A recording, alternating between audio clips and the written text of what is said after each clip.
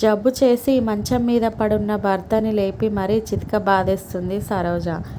ఆమెను వారిస్తూ, పక్కింటి పంకజం, ఎందుకమ్మా మీ ఆయన్ని ఇలా బాధేస్తున్నావు? అసలే జబ్బు మనిషి, ఒంట్లో కూడా బాలేదు. సరోజ, అబ్బే ఏం లేదు వదినా, ఇదంతా మా ఆయన కోసమే. ఆయుర్వేద మందు తెచ్చా, బాగా దంచి ఆ తర్వాత మందు ఇవ్వమని చెప్పారు డాక్టర్, అందుకే ఇలా దంచా. వెల్డింగ్కి తేడా ఏంటో తెలుసా? వెల్డింగ్లో ముందు మెరుపులు వచ్చి తర్వాత బంధం ఏర్పడుతుంది. వెడ్డింగ్లో ముందు బంధం ఏర్పడి తర్వాత మెరుపులు వస్తాయి. విశ్వదాభిరామ, తెలుసుకోరా మామ. ఆవు చేలో మేస్తే దూడ గట్టున మేస్తుందా అనే సామెత ఇలాంటి వాటిని చూసే పుట్టింది కావచ్చు.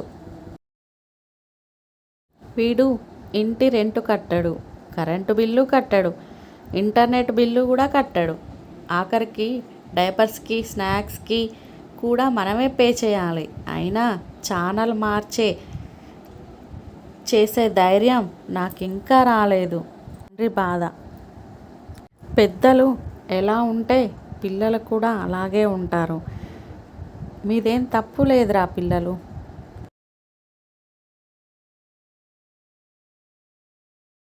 దేవుడా, మా అమ్మ ఫోన్లో వాట్సాప్ పనిచేయకుండా చెయ్యి. స్నానానికి బట్టలిప్పి అరగంట అయింది.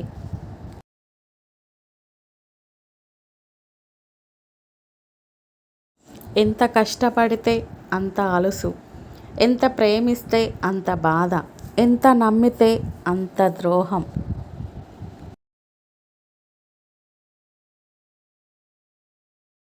ఒక స్కూల్ టీచరు బస్ ఎక్కింది.